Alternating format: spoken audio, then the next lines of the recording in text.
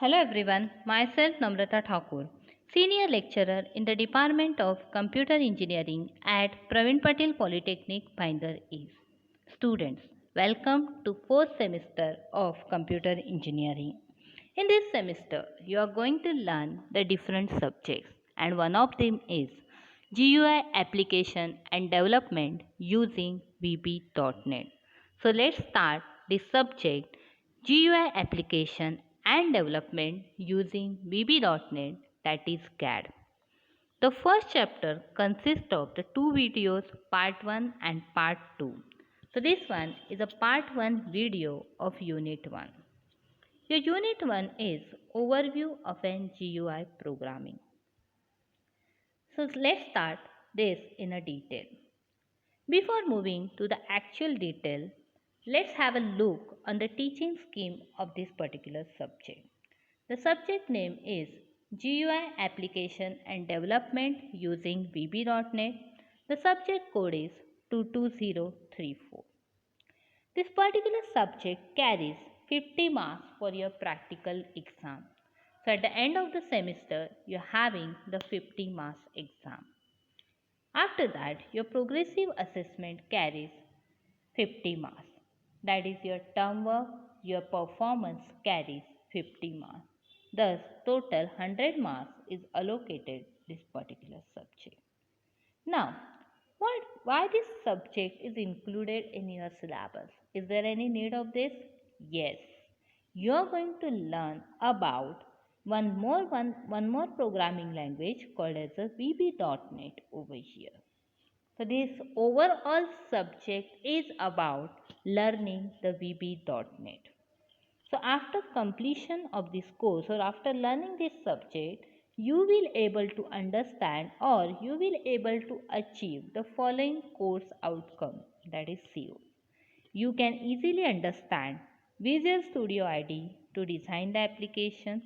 You can develop the different GUI application using form control and its event. You can apply the different object oriented concept in GUI application. Use data access control to store the data in database and retrieve it, and use data binding in GUI application. Now what exactly does all these things mean? I am giving you one simple example. Suppose you are filling college admission form online or you are giving your exam online. What you people are doing? You have one form with you, that means one application with you. In that application you have different fields like name, your enrollment number, your fees, your whatever, the different fields are there. You're filling all the details and at the end you have one button called as a submit. You click on that button and the whole data gets stored in that particular database. That means here you are interacting with your system through the application. And in this whole subject, you are going to develop such kind of application which is take the data from the user, interact with that data and you will get the output. So you can also use the concept called as a database, that is how to store the data in a database. Simple example, you're giving your exam online or you're filling your online exam or I can say that your flight reservation system. You're filling all the details, okay, and after that you will get the output.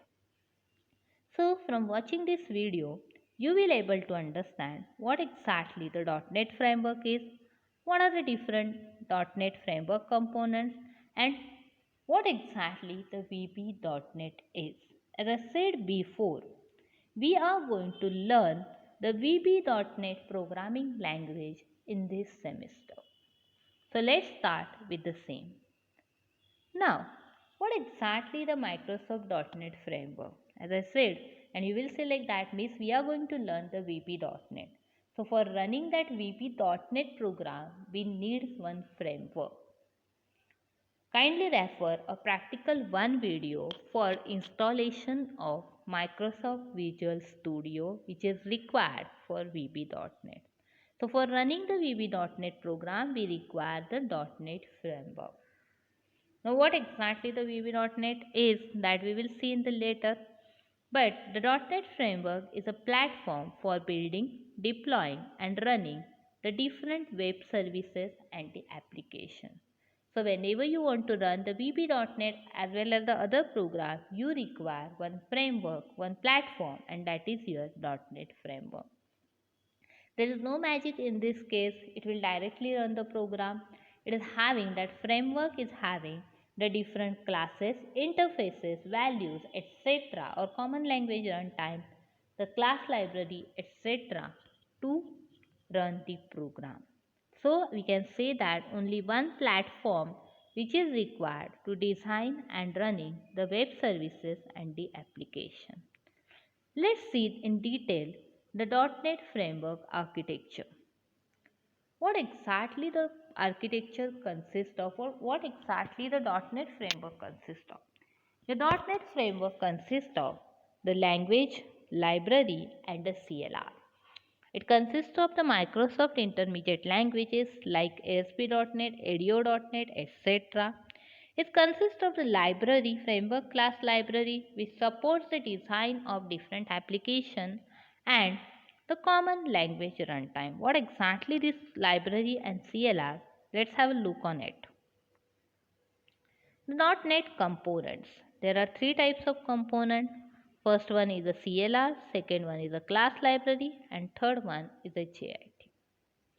CLR stands for Common Language Runtime. So, it provides one environment which is required to run all the .NET programs. So, whenever you want to run the .NET program, you require the Common Language Runtime. It also provides the memory management as well as the thread management. It allocates the memory for the scope and deallocates the memory. The next component of the .NET Framework is class library. As I said, .NET Framework is required to run the program, and it consists of the different things which help us to run the program or to design the program.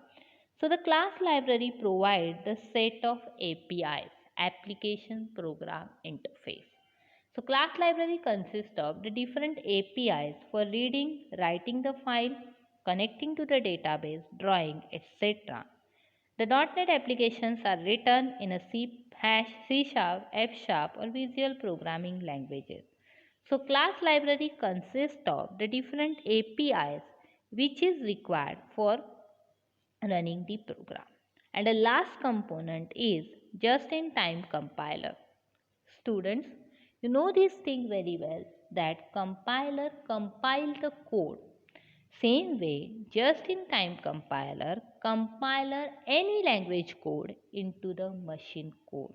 So it will convert the machine Microsoft Immediate Language or CLI code into the machine code.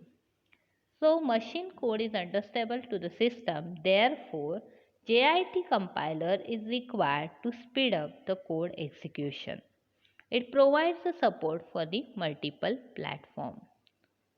Now, what exactly this .NET framework is, or what exactly this Microsoft Visual Studio is.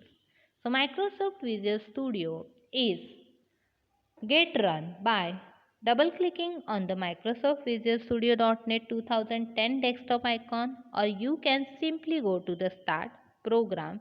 After that Microsoft Visual Studio 2010, click on that. You will able to see this kind of video from where you can start designing your own application.